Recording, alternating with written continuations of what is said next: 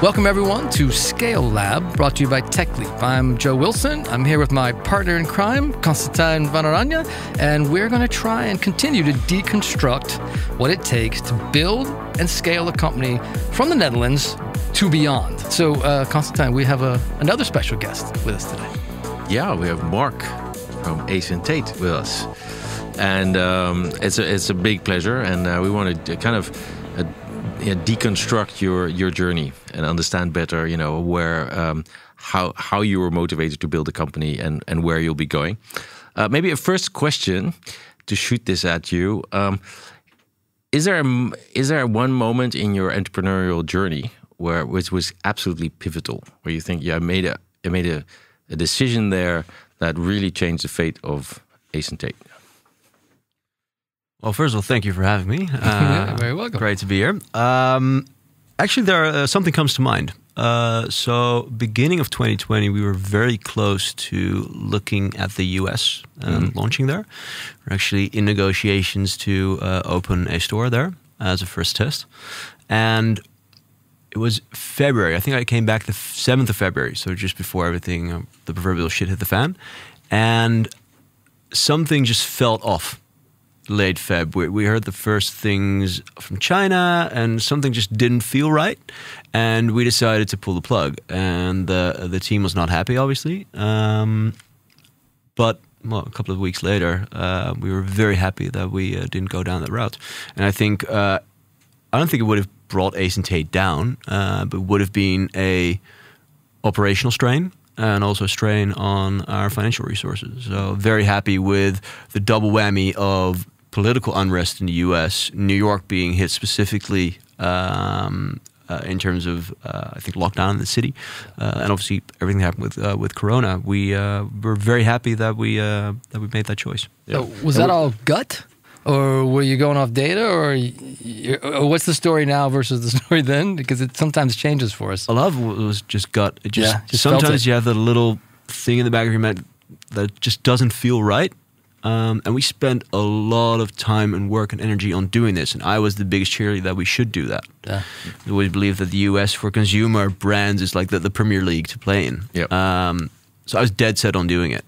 It just felt off. And was there something, a similar event, or I think that really accelerated your company? Or is there something you can point at, a decision you made, something you didn't do? I think one of our biggest accelerators has been actually an article from the Amsterdam newspaper, The Parool. So way in the beginning, I think we didn't introduce anything really spectacular new, right? It was eyewear, which was an existing product, met an existing need. But the way we would sell it was different. And that, I think, took some time for the customer to trust. And then the Parool wrote about us. And that was this moment that we got validated, I guess, by a trusted source. And that really helped to build the story in Amsterdam. And from there, we're able to build it further. A newspaper is a trusted source for you? Back then, yes. This was 2013. Yeah. I think that really helped us. In terms of decisions I made, I think the US was the big one for me. Another one that we decided on was to become a more responsible company in terms of environmental footprint, which I think was the right call for a brand and as a human being to do at that specific time. So I think that helped us to set us apart farther apart from other businesses in the industry. Is that purely marketing, or is there an operational component to it, that you're being more efficient as well? The vast majority is operational. We don't feel comfortable yet to do that much marketing around it. It's been very operational. So for instance, was looking at packaging, looking at shipping, looking at how we make the product, what happens with waste streams. And that just it's taken us a lot of time, and it's baby steps. Right now we're in the application process for B Corp, which is something we hope to be certified in the next couple of months. So that's a big, a seal of approval there, that we're doing our homework, and it's not just window dressing. But I feel it's a combination of these kind of calls that make the brand valid and make the company valid for the future. And without that kind of environmental perspective, how the company develop? I mean, is this a thing, an HR thing that you want to motivate your people with, or is this really your idea, or where does that come from? Where does it sit in the DNA of Ace Tate? For me, it was it became a personal thing. So back when we started the company, we got the question, and that was back in 2013 when we launched. And to be honest, I thought it was tree hugger bullshit. I wasn't there. And then over time, I saw in the factories firsthand how things are made and how the waste was being handled, how much waste as a company we would produce. And then I read Let My People Go Surfing by Van Chouinard, the Patagonia founder. And a lot of interesting stuff in there. One of the things was, he said, you cannot be a sustainable company. You can't even be a sustainable human being, because everything that we do creates real harm to the environment. The only thing you can do is to try and do better and to try and mitigate your footprint. Yeah. And that was, for me, that then hit home. It's like, I don't need to be perfect. Ace Tate doesn't need to be perfect, but we need to spend the time to do better. So that was when it hit home for me. And I feel the team was probably there before me. So they were very happy once we started taking that seriously. I'd say this is one of those particular topics that I find it hard sometimes to convince entrepreneurs to take seriously. And I find it easier in the consumer space because they recognize demographics and demographic buying habits and things like that. And we know that you're either in a generation, let's go younger, by the way, let's get the demographics below 30, maybe a little below 35. And there is a heavy concentration on decision-making that has to do with sustainability. And I think people learn that, and if you're in the consumer space, you realize, oh, that could actually have a bottom line effect if if we don't take it seriously. But then I talk to a bunch others who just don't. They're like, yeah, but they don't have this epiphany of like, oh, by the way, you're making something, and there's a waste effect. Where does the waste go? What happens? And so, I think beyond the tree hugger component, there is a bottom line piece that's real now that maybe wasn't real 15 years ago. And does that, in terms of motivating you as an entrepreneur, I could imagine that part actually is more exciting because you have to be smarter, right? How do you produce something that is sustainable? So how much time does that take of you as a CEO compared to the business as it is, selling glasses? Well, I'm trying to, I wouldn't say limit my role, but I'm trying to get other people in a position where they can actually do the stuff. And that was something that I really needed to learn, to give other people space to do their jobs and to surprise me and to do way better than I could. So these days, I'm probably the one who keeps it on track and makes sure that it is on the roadmap, and that even when other things come along that might set the house on fire, it's super important to keep this as a key priority. Yeah, so you got the aim on the horizon. Yeah, I guess so. And I would say the operational side of sustainability, I think, is super, super, super frustrating. It's frustrating. Yeah, because every time you take a step forward, you take a step back, basically.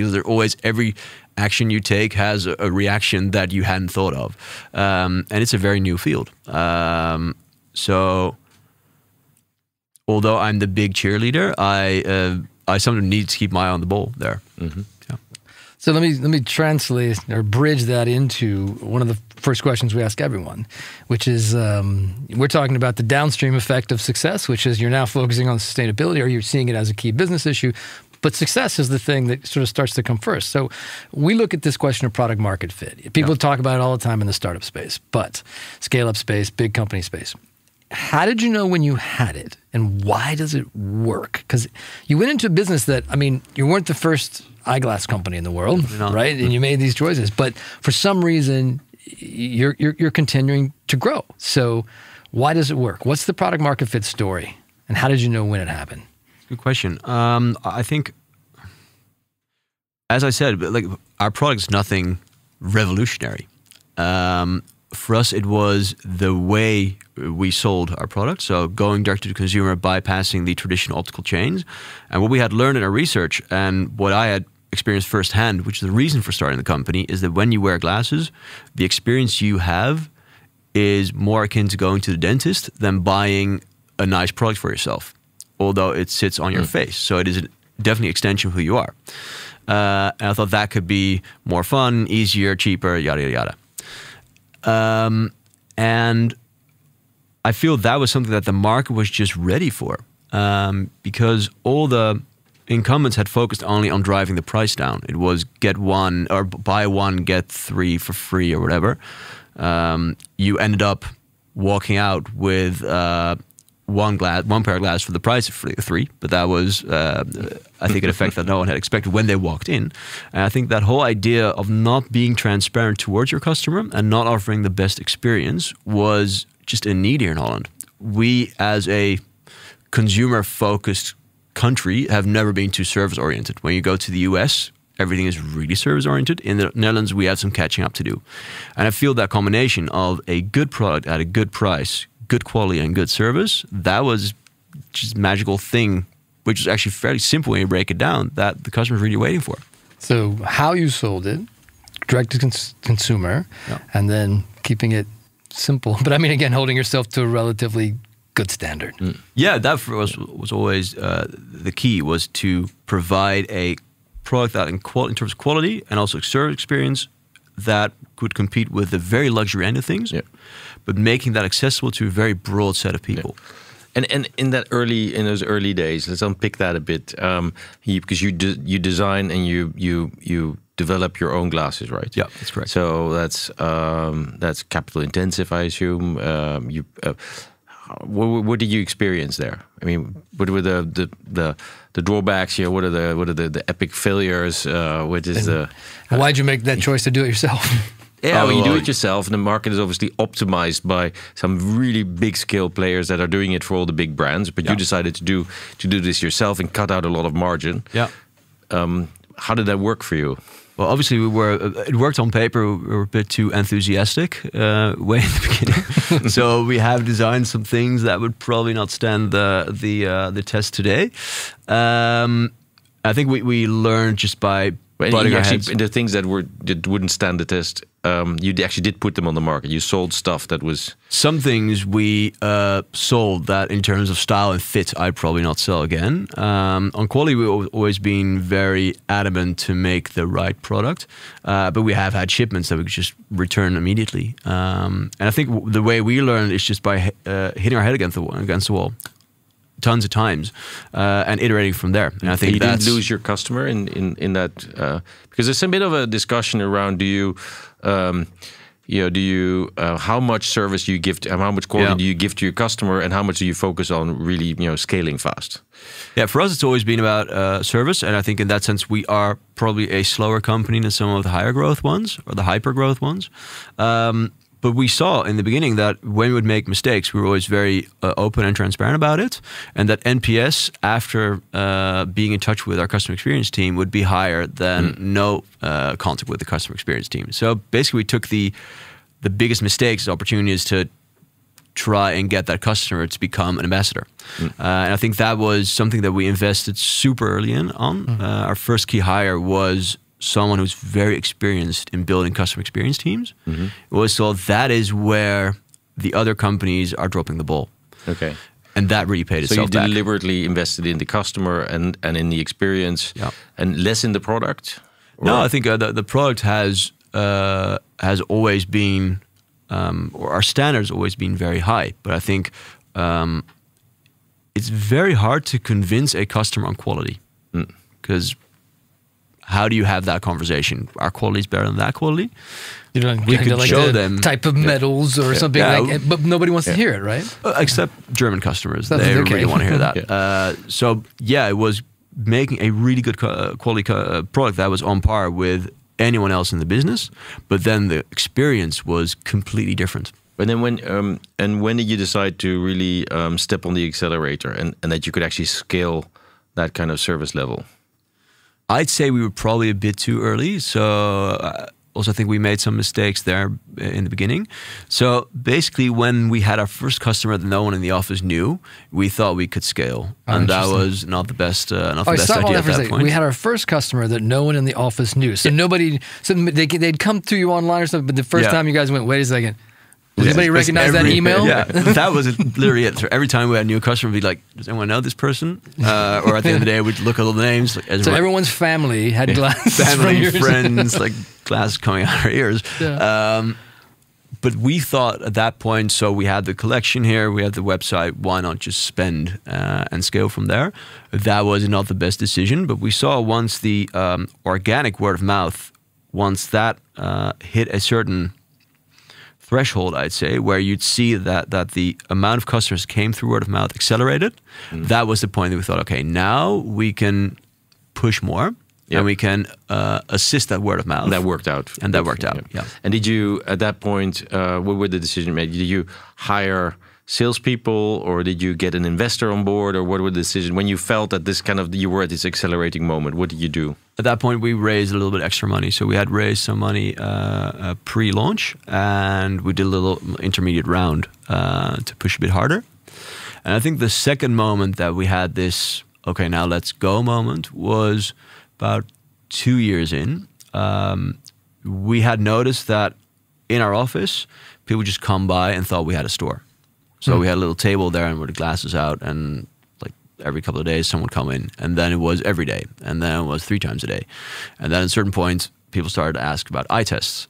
So we had a little extra room that we hired in the building, rented, put in an optician there, which is important for us, the eye tests.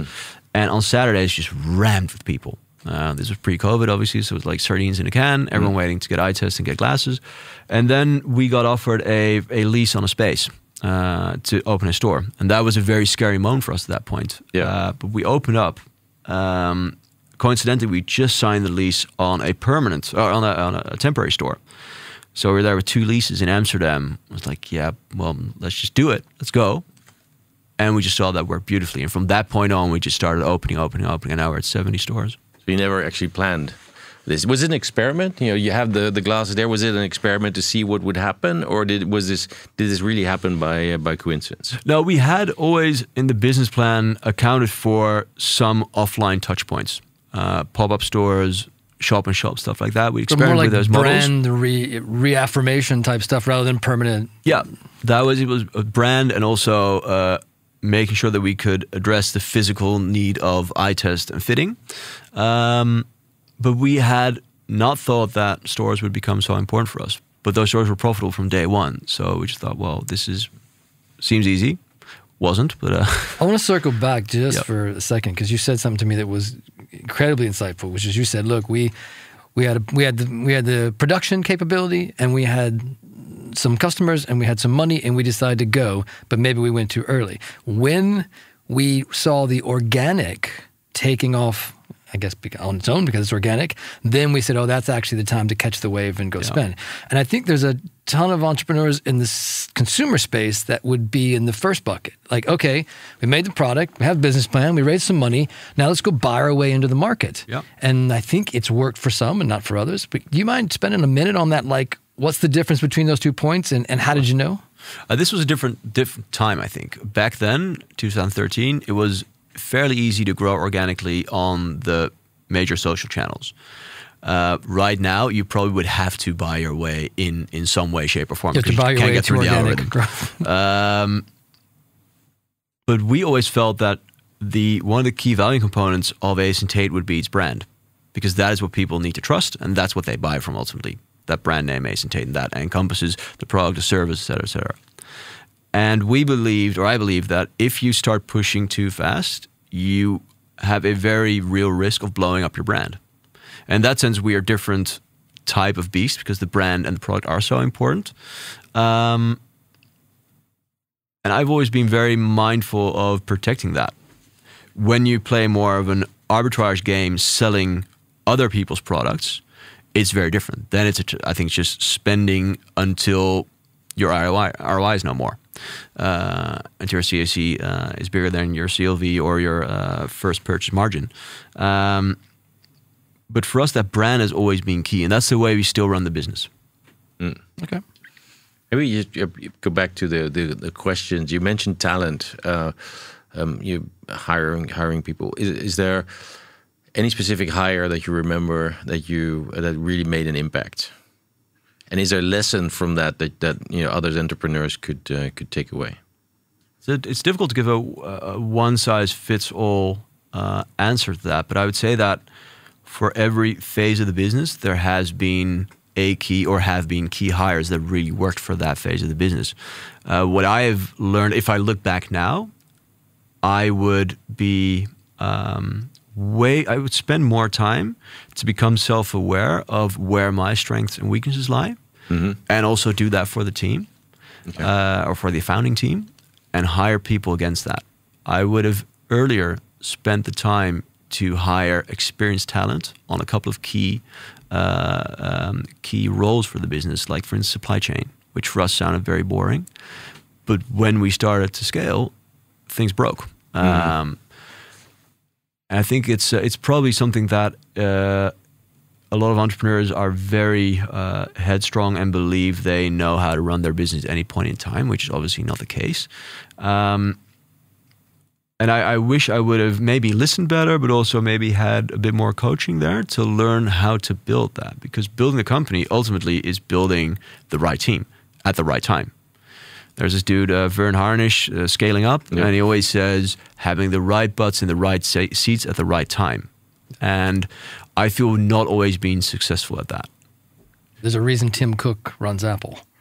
Very much so, yeah. Right, because that's a supply thing. It's a supply chain business, and it's the optimization of that capability that ultimately ensures the long term. Definitely. Yeah, and when Jobs was running it, we'd say that's the reason why Jobs is running it. I mean, so you can always, there's a choice. There's a choice why that guy comes next, right? Because they're a different phase of life. Yeah. But they were a bit bigger than, than we are right now. Slightly, but come on. Yeah, only slightly. Let's not give it a year or two. That's right. But I do believe that is something that I see a lot around me, particularly in the Netherlands, is that somehow we are slow in bringing talent on board that is too big for the role at that point. Modest? Are we too modest? Are we scared that we are, as a founder, you're outpaced by the people you hire, or we don't want to pay them enough, or is it we don't see it as an investment in the business? What do you think drives that? Because we're seeing a lot of that. I can only speak for myself. For me, it was, I'm not sure if I was afraid about someone outpacing me. I've always been focused on building a big business, and whatever could help me do that, great. I think I didn't have the tools, the mental tools to assess great talent, for one. And also, and this is going to sound like a complaint or a cop-out, but I do believe when you compare the Netherlands to, let's say, London or the US, startup valuations usually, broad strokes, are lower. That means you have less money to spend on exceptional talent.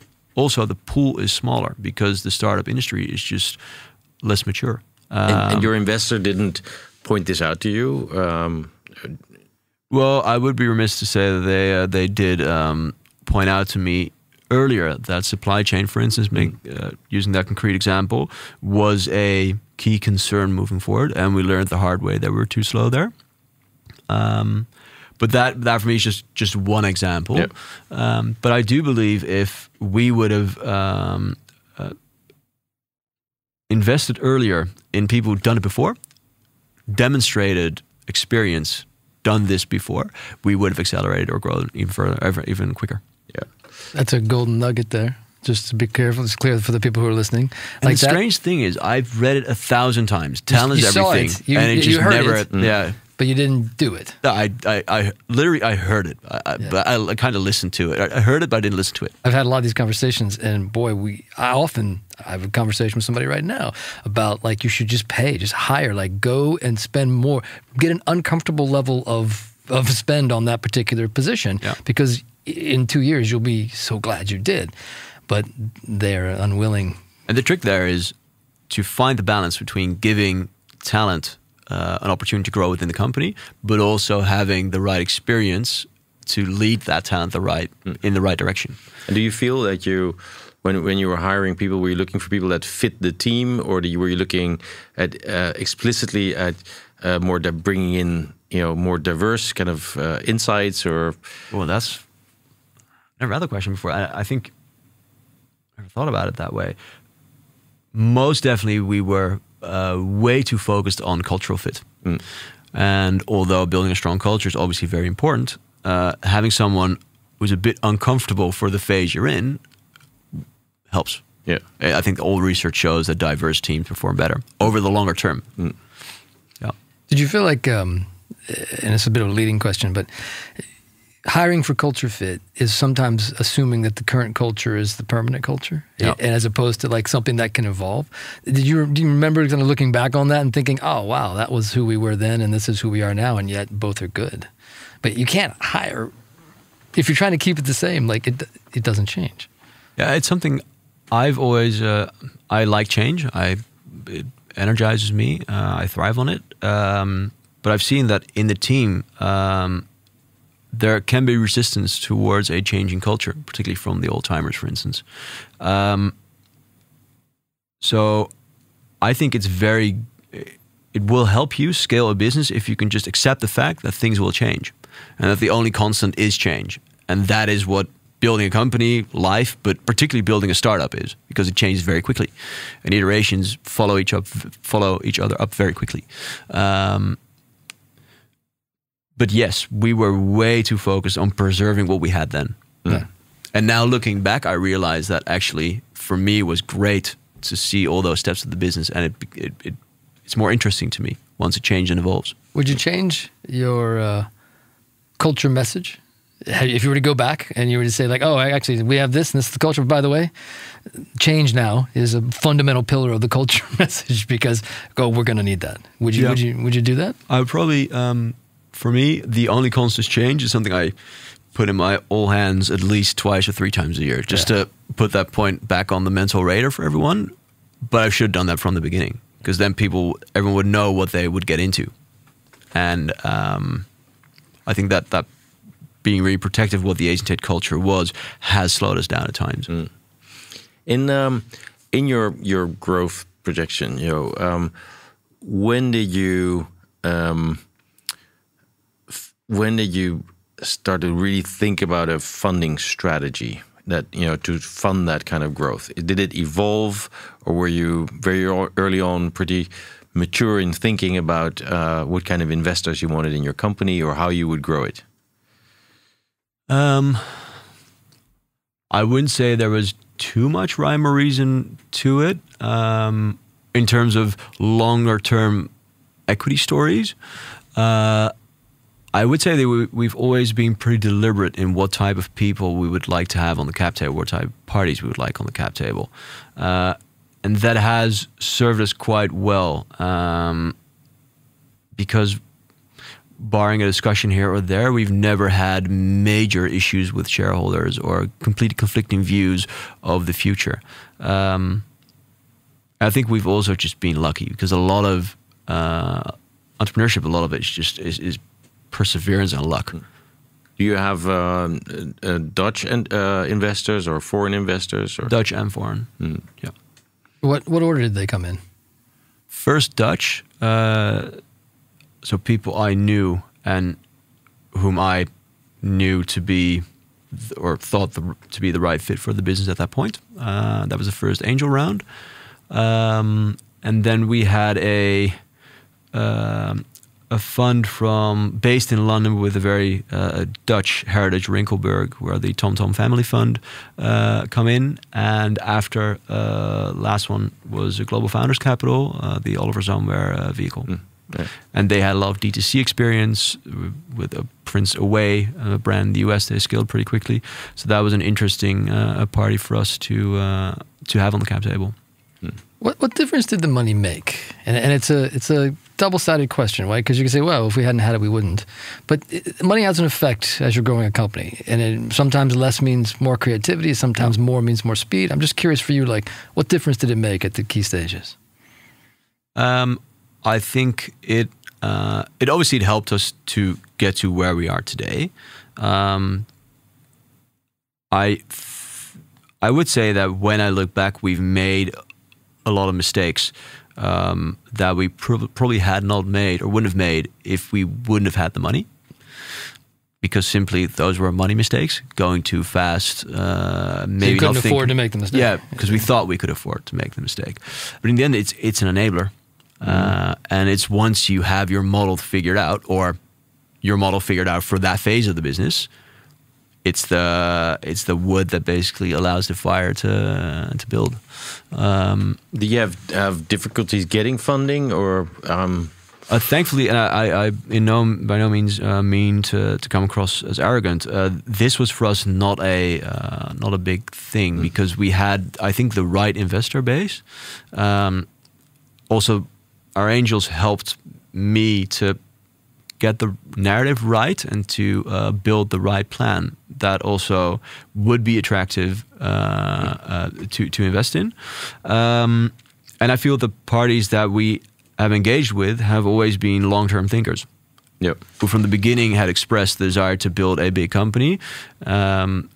That's, for instance, one of the big upsides to working with a party like Rinkelberg, which is a family fund who don't have the traditional fund horizon. Yeah. Which That's makes them long-term thinkers big difference. by definition. Yeah. That's what was more often in angels, right?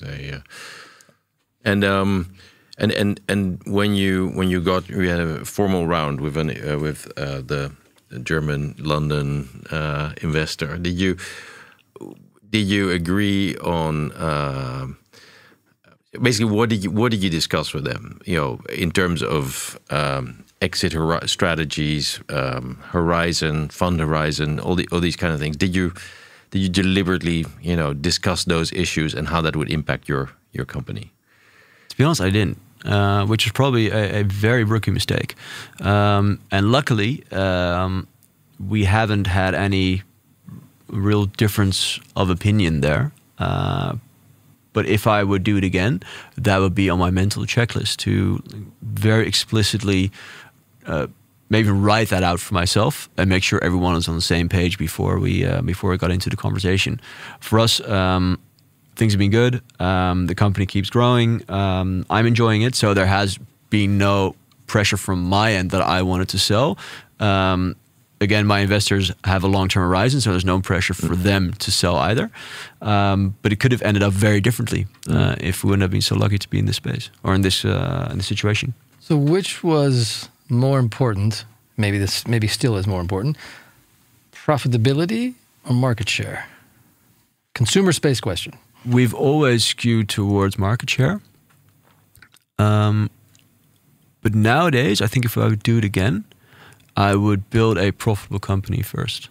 Really? Yeah. And why is that? It gives you autonomy. And in the the end, independence comment. Yeah. In the end, you are not independent as an entrepreneur if you're not profitable. It's that simple. And there's always a risk of running out of money. And that can be anything. Can be outside your control. That's a dilemma between speed and independence. Yeah. And for me, independence, just for me personally, is a core thing for me. Yeah. So I probably would have done that differently, or built a model that was easier to get to profitability if needed.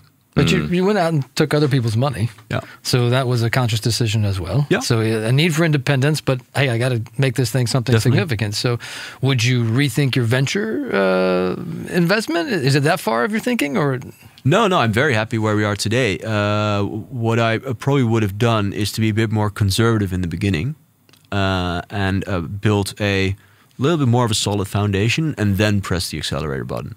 I think there are a couple of examples in the Netherlands, for instance, Molly being one of them, just built this beautiful company. And then 10 years in, money came in and was this huge accelerator on already existing path. Well, exactly what I think Adrian Mol said. He should have had venture capital 2 years earlier to accelerate. So that was the dilemma between bootstrapping and acceleration. Yeah. And looking back, you said, well, maybe we could have accelerated 2 years earlier, looking back. So that's a trade-off. Well, that for him still was 8 years in. Exactly, from the beginning had that. Exactly. And there's some cliches as we think about the investors on different sides of the ocean. If you take the UK, the US, even Israel or here, some of the cliches are, well, if I go to the US investors, they just want to throw tons and tons of money at it, run so far ahead on market share, no one can catch us, and that's where the valuation goes, and that's where the exits come from. I think there's some cliches, and again, all cliches are not fully true. In the Dutch market are actually pan-European markets that says, no, profitability, slow, a little bit slower growth, solid foundation. So I'm always caught on this one. I grew up in the school of the U.S., Yep. you know, where we're going to buy our way into the, you know, and I've seen it work enough times to believe in it. And yet I hear you reflecting on, well, no, I might go back and set the foundation a little clean, you know, more solid, and then I might profit and then press the accelerator.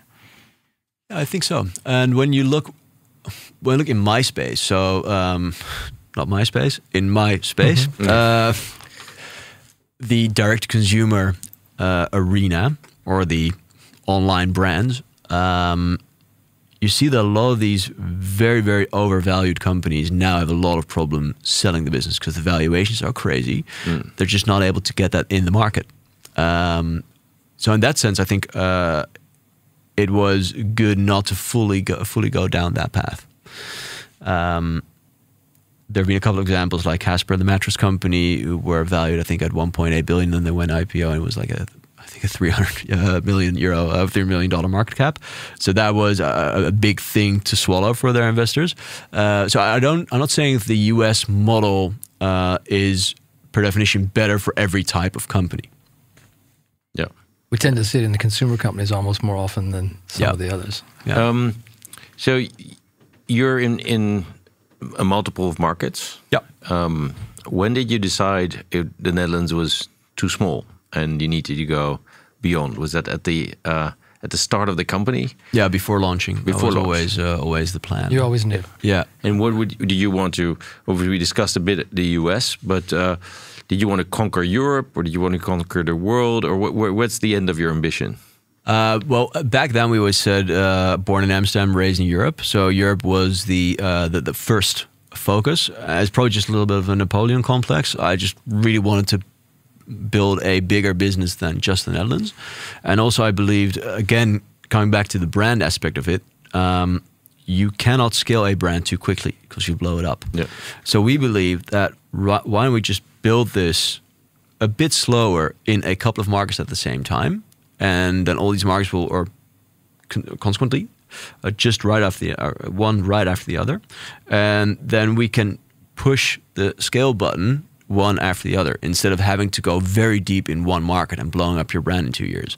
I also believe that there was just I think it was a gut thing. We just really thought it would be very cool to have presence in other markets. But you started your business without having a physical presence, right? Yeah. So and I mean that's a different model than having to set up local retail outlets. Yeah. Although in the end it's not that difficult. It's also just doing it and learning along the way. After having a couple of stores in the Netherlands, we opened a store in Germany. Pop-ups first, tested the model, it worked. Great, let's open stores here. Same for London. And Belgium, just basically we saw a unit that we really liked. We'd seen a lot of online activity, a lot of online sales. So we thought, well, that might work. Open it up, toe in the water, it worked, and we scale from there. And my ambition hasn't diminished over time, but I do believe that it is valid to build a strong European foundation first, and only when the business is ready for it and we have the right team in place and the right structure and the right processes, that only then we would go across the pond or to a very different market. And would you consider, say, a US presence without real present feet on the ground? Is this a product that you can actually sell purely online? Yeah, we've been testing online for a while, and that actually the results have really surprised me. Doing nothing, we sell a fair amount of glass in the US. But I do believe that because of the nature of the product, it's something you need to touch and have interaction with an optician or optometrist in the US for a first-time buyer, it will really help you get to scale quicker if you have an offline footprint. Yeah. You mentioned the word brand more than any entrepreneur we've had in here yet. Is that fair? I think so. You've said it more often than others, and there's been other consumers, leaders that we've had here. Give us a minute or two on like why this is. I mean, I can make the assumptions, but why this is so important, and any advice you might give to other entrepreneurs as they think about this, consumer or not. For me, the brand is the one thing that is super hard to copy. Because particularly in this current market, like anyone with a good plan and some proof points can raise the cash. Getting your processes in order is something that is not easy, but it's replicable. Manufacturing a product, not easy, but is, in our type of product, is replicable. Because a brand is something you can't really touch. It's a sum of different parts. Fickle, right? It's very fickle. The consumer is fickle, so it's a big investment, but the consumer might just move away. Unless you build your brand on more than just being cool. Like if you build a brand on just being cool and it being the it thing today, that is very fickle. But I believe if you have meaningful interactions with your customer and your customer trusts you, for instance, for us, a pair of glasses is a very personal product. If it's not right, it hurts you, right? We are all wearing glasses here. You cannot see. By disclaimer, all three of us are wearing glasses, seeing each other through glasses. Well, you can't see, you get a headache, whatever. So getting that right is super important. That's, for me, also the brand, the service experience, not only the logo. And we've spent a lot of time getting all these elements of the brand right. And that right now is not something that someone just get into the market and copy and will be gone tomorrow. That's the reason why I think it's important for a consumer brand. If you look at Ace Tate, are you the ... of the glasses market? Is there a company you compare with? In terms of being a quote-unquote responsible company, I would love in the future for us to be the Patagonia of eyewear. Obviously very different business, but they've been real leaders in that field. I think there are a lot of brands that we look at closely, like for instance Nike. We would love to be the Nike of eyewear, to become this household name that is able to be a lot of different things for a lot of different consumers, while still retaining a very clear and closely guarded identity. So those would be the two examples I think that inspire me, or that I look to. Which is a great book to read, by the way, Shoe Dog by Phil Knight, the Nike founder. For anyone, it's just fun. Especially to look at the first designs. Amazing, right? From the waffle iron. It's such a cool story. When you moved into new countries, how hard was it to maintain what you intended for the brand to mean? Because I think as you translate from one culture to another, sometimes that stays and sometimes it varies. We've always spent a lot of time finding the right partners, not necessarily business partners who would own the business with us, but just the right partners on the ground to build the brand with us, and to find the right first individuals we would engage with, the right first customers. I think we've always been very eager to learn what the idiosyncrasies or local sensibilities might be of that market relative to the Dutch market. And I think that's the big advantage that Dutch people have, because we're so small and we're so used to being, I think, attuned to what is different in another culture, because you need to be when you're from Holland and you're doing business anywhere else, that we were fairly successful in that, to understand those local nuances. And that's something that you see, and again, generalizing completely here, but you see a lot of US bigger companies, US brands trying to, like, quote unquote invade Europe and not being successful, because it is there is no European market. It's a couple of markets that together make up one big market with their own unique sensibilities. And what's the insight there? I mean, because they sometimes say it's cumbersome in Europe, but once you got it figured out, then you are you're more likely to move into new markets, because but how would you articulate that? For us, it's been at times super frustrating process, because the markets in Europe are relatively small compared to the US or China or whatever.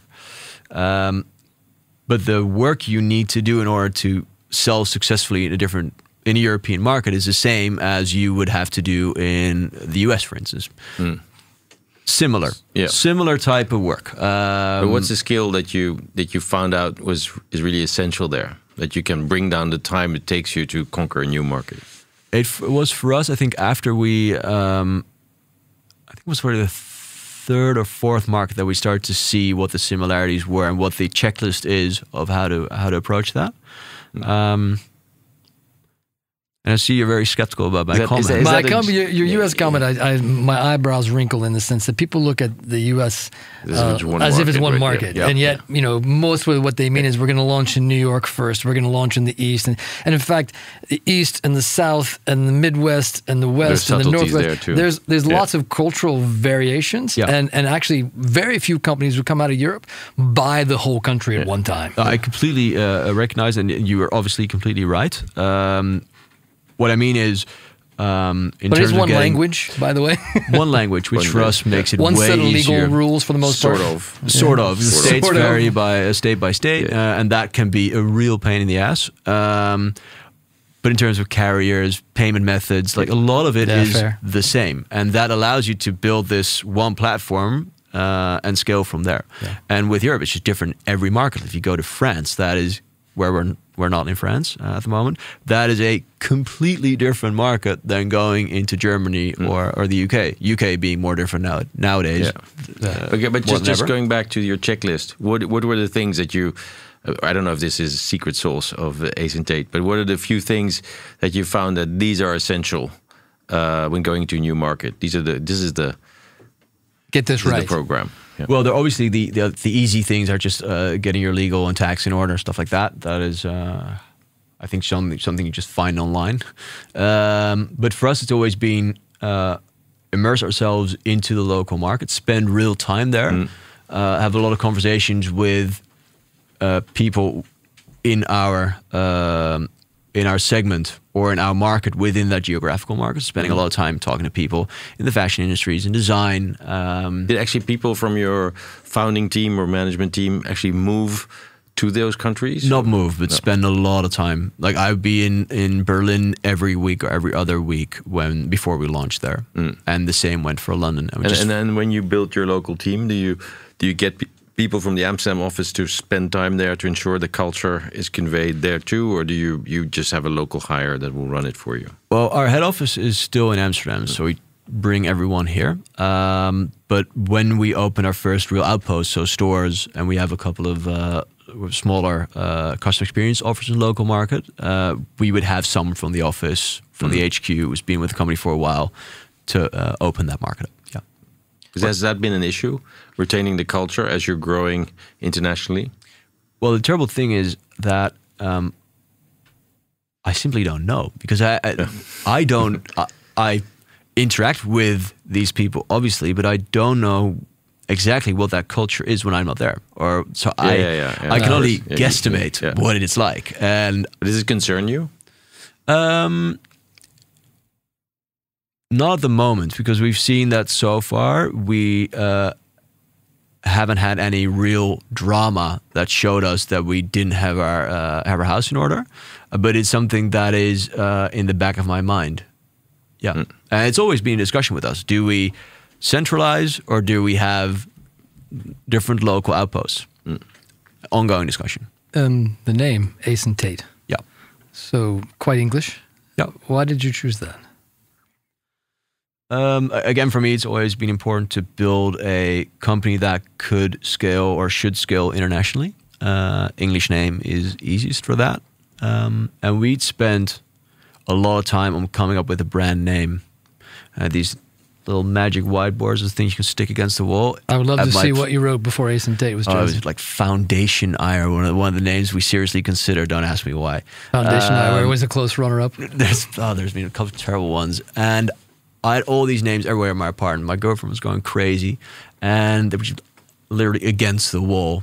And at a certain point, I was just looking at the product. We had the first samples, and that product was made of acetate, which is a type of plastic.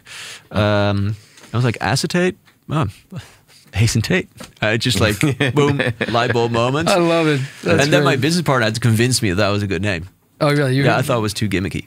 You felt like, oh, it's too contrived. Yeah. I was like, no, dude, that's it. The Tate modern. Yeah. It's all aces, man. Come on. Great. Right, that's a cool story. You have mentioned a couple of times in the conversation so far about, and you alluded to it versus being really specific, but this evolution that you have experienced. You mentioned like, oh, back then I wish I was more self-aware. Would you give us, I mean, again, advisory role if you want to, like this self-awareness journey that you've been on? What does that mean, and what should other entrepreneurs tune into?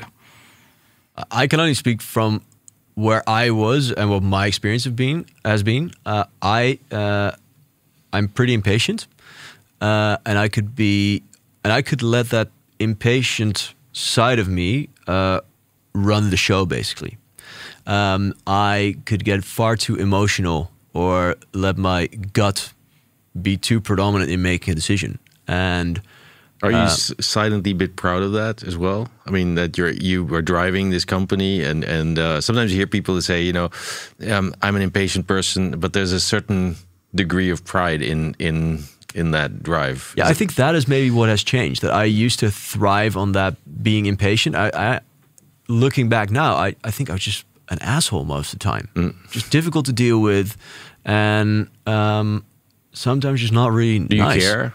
You seem to care. But yeah, I do. Why do you want to be seen as nice?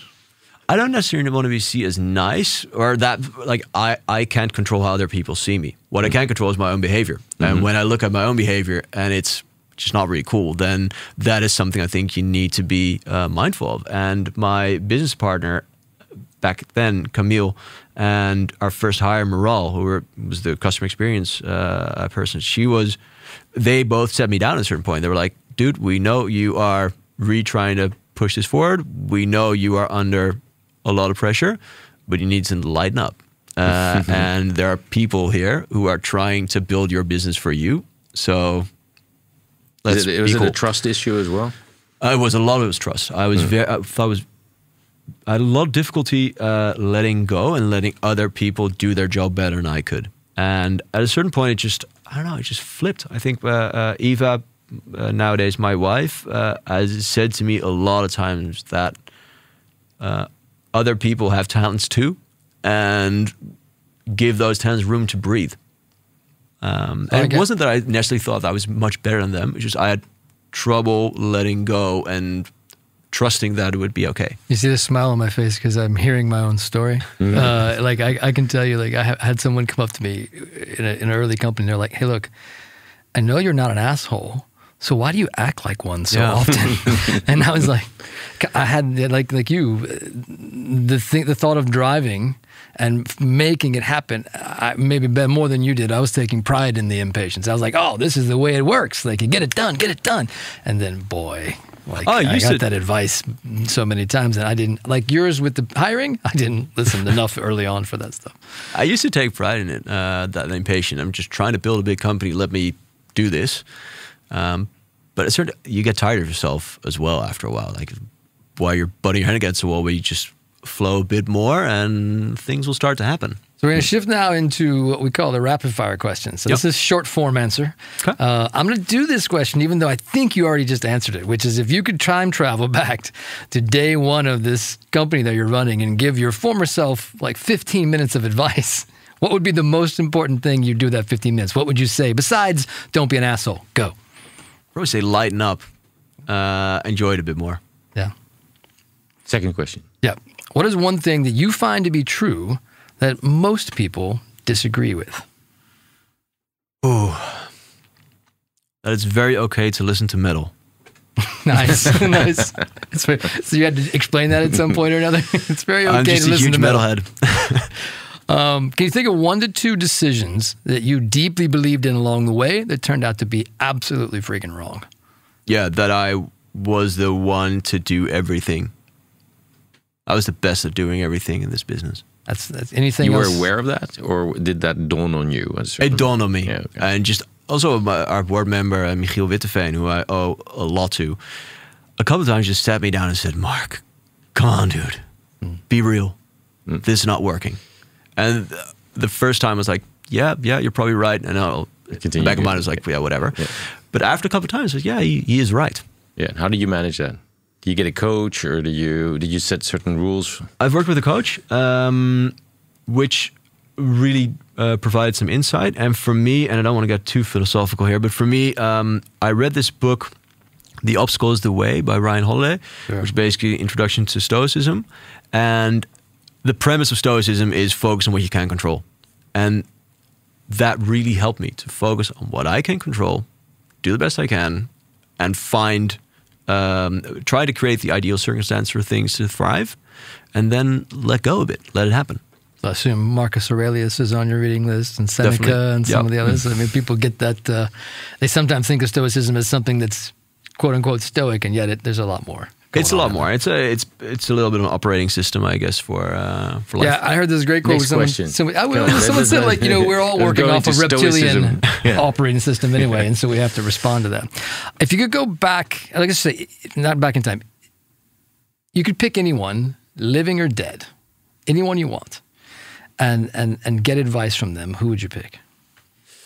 That would be my dad. He passed away almost 2 years ago, and there's a lot of stuff I would have loved to ask him and to engage with. I'm a dad now, so Isabella, our daughter, is 14 months old now, and there's stuff that I would have liked to learn from him about parenting, but also my dad was Jewish, went through the war. He was a bit older when he had me, which taught him a lot. He was a true Stoic without being a Stoic. He'd seen such terrible things that he was very good at just being okay with what happened.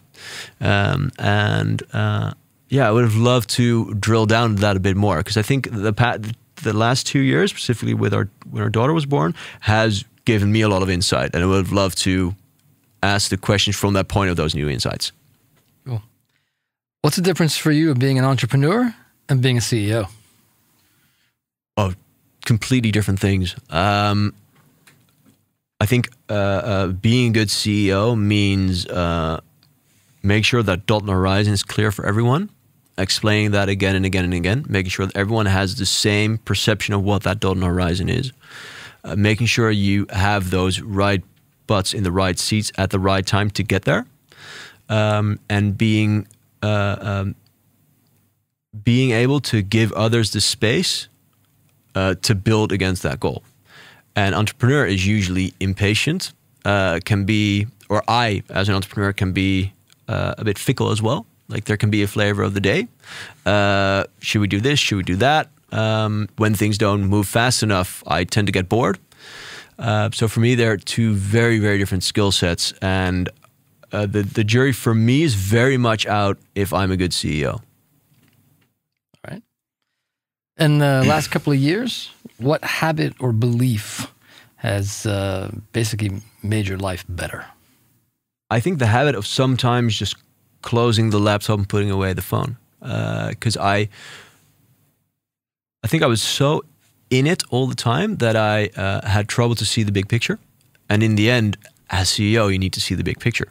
So that has served me well, to take a break from things, even if it's just for a night, or having set times in a weekend that I will work, but other times not, just to get a bit more breathing space. Yeah. Mm-hmm. How do you structure your work week, and what's your morning routine? That's the classic Tim Ferriss question for you. That's very Parisian. He'll appreciate that. So my morning routine right now is dictated by Isabella, our daughter. So she means waking up to a crying baby and feeding her. Or nowadays it's papa papa. So she's starting to talk a bit, which is fun. I try to be disciplined to write out my day before I start that day. So what I used to do was just go into it, open my email, and that would be my to-do. And I knew I had some things that I would like to achieve, but that would get sidelined completely. And there's this podcast host. There's a podcast called My First Million, which is a terrible name for a podcast, but one I really enjoy listening to. And this host, Sean, always talks about his OBT. Is one big thing. What is the one big thing you do today to progress towards a goal? And that's what I try to do these days. So instead of having long to-dos, I write down that one thing that really needs to happen and will help me, will help Ace and Tate progress. Mm. All right. this could be business or personal. I think probably more of a business question. How do you look at momentum versus precision? How do you balance between those two? I would say that momentum in the end is everything. But you did say that you were first had to develop the product and that you would slow it down if you did it again. You would slow it down if you... Yeah, which I understand is a contradictory answer. But I think as soon as you, like when you have the basics right and you have momentum, you also need to grab that momentum. In the end, I think it's a pretty American saying, like sales solves everything. So, I mean, it's a real shame not to grab onto momentum, right? What do you think holds back most Dutch entrepreneurs that you have seen? I think there's one terrible saying in Dutch, which is doe maar normaal, dan doe je al gek genoeg. Like don't act too crazy, don't dream too big, don't go too... Normal is crazy enough. Normal is crazy enough, there you go. And I think there is a sense of that in Dutch people, which means that where I think other cultures tend to embrace dreaming big, that for Dutch people is sometimes difficult. And that has an impact on how you build your business, I think. But I do believe there's a real upside to being in Holland as well, because we are so internationally oriented that you are forced to think from an international point of view, which I think has led to a lot of great success stories. So I want to be very careful to say that the Dutch ecosystem doesn't allow business to thrive, because I don't think that is true. I do think it's quite conservative, again, in terms of how we built the company, the companies, the valuations. But I think that's rapidly changing. So I would say that we are a pretty fertile ground for a lot of interesting things to happen over the next couple of years. But then our final question, as we do ask for everyone, is there's entrepreneurs listening. This is a podcast for people that build companies or are stuck building a company or are trying or wish they could. You have the floor. What's something that you want to share with any other entrepreneur out there? It could be inspiring and could be a word of warning. The floor is yours.